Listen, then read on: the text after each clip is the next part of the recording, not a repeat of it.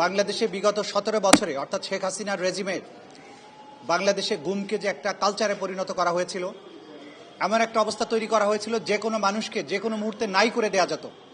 এবং এই কাজে সরকারের আইন শৃঙ্খলা রক্ষাকারী বাহিনী সহ বিভিন্ন বাহিনীকে মার্সেনারির মতো ব্যবহার করেছে বিগত সরকার।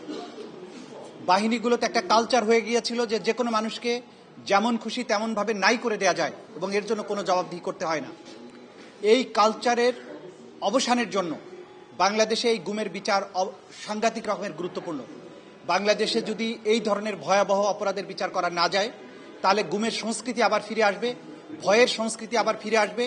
যে মানুষগুলো দেশের স্বাধীনতার জন্যে, বৈষম্যহীন সমাজের জন্যে, বাক স্বাধীনতার জন্যে, সুশাসনের জন্য, নিজেদের অধিকারের জন্য যারা কথা বলেছেন, যারা অতীতে গুম হয়েছেন, নাই হয়ে গিয়েছেন, তাদের আত্মা চিরদিন কাঁদতে থাকবে যদি এই গুমের বিচার করা না যায়।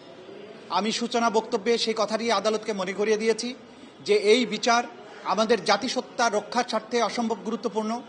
এই বিচার মানুষ যে চিরতরে হারিয়ে যাওয়াটাকে হজম করে ফেলা যায়, এই কালচার থেকে বেরিয়ে আসার জন্য বাংলাদেশের জন্য অসম্ভব গুরুত্বপূর্ণ।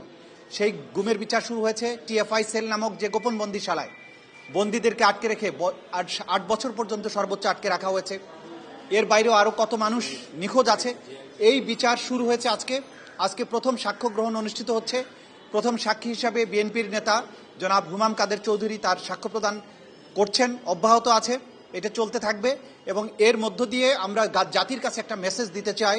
আন্তর্জাতিক অপরাধ ট্রাইব্যুনাল জাতির কাছে যে প্রতিশ্রুতি ছিল বাংলাদেশকে বিচারহীনতার সংস্কৃতি থেকে মুক্তি দেয়া এবং বিগত 17 বছরে গুমের নামক যে ভয়াবহ এক অন্ধকার আতঙ্কের রাজত্ব ছিল, সেই অন্ধকার রাজত্বের অবসান ঘটানোর স্বার্থে যারা এরকম নাগরিকদের ধরে নিয়ে ক্রমান্বয়ে নাই করে দিত, সেই পারপিট্রেটারদের, সেই আসামিদের বিচার বাংলাদেশে নিশ্চিত করা হচ্ছে এবং নিশ্চিত করার মাধ্যমে বাংলাদেশে ন্যায় বিচার নিশ্চিত করা হবে এবং এটি প্রতিষ্ঠিত করা হবে।